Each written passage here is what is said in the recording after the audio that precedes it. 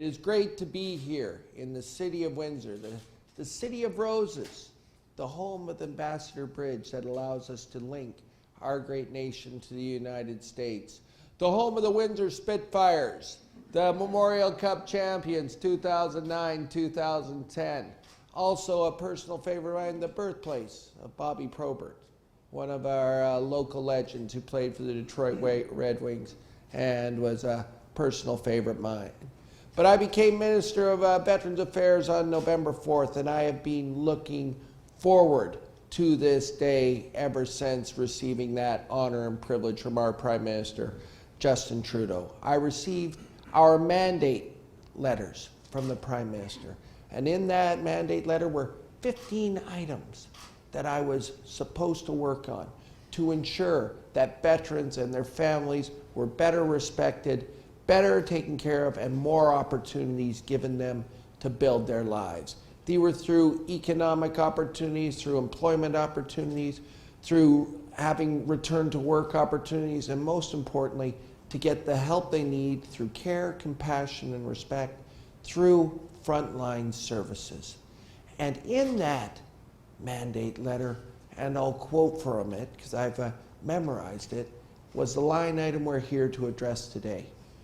Reopen the 9 offices closed, and that's exactly what we're going to do in Windsor, and work very hard over the course of the next little while to get that happening.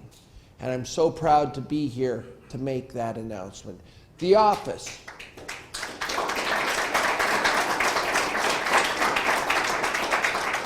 The office will be located at the 6th floor of 1 Riverside Drive West. There we go. I like that, sir. And there, we will have 17 frontline staff who will serve 2,800 veterans and their families. Because we know military service is difficult, and it doesn't only affect the man or the woman that serves this great nation, it affects their whole family.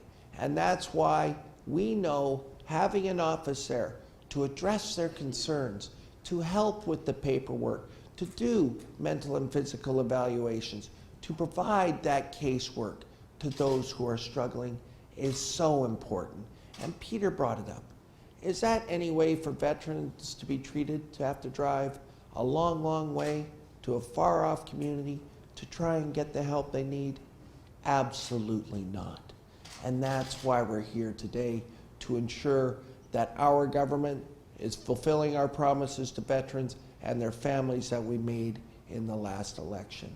I can also say in that mandate letter, which are available online and public for the first time, are a complex array of things that we are going to deliver. And we did do that, a good start to that in Budget 2016. We increased the financial security of veterans to the tune of $5.6 billion. That will increase the earning loss benefit. It will allow for the career impact allowance to better assess and track their career progression, and also increase the disability award.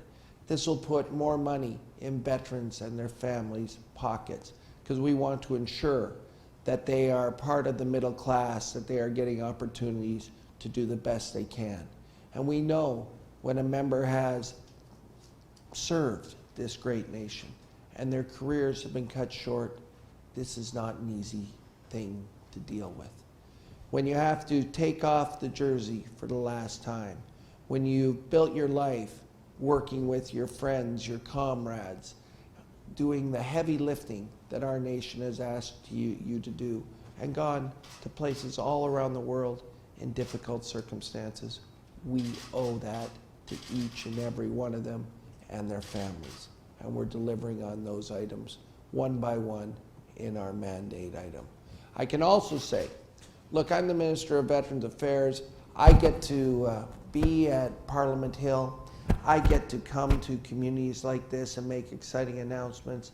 But I'm so proud of the public servants who work for Veterans Affairs Canada, who are here on the front lines, who deliver that in-person care, and they're going to be doing that very, very soon in this community. I think we should have a big round of applause for those public servants who work each and every day with our veterans and their families.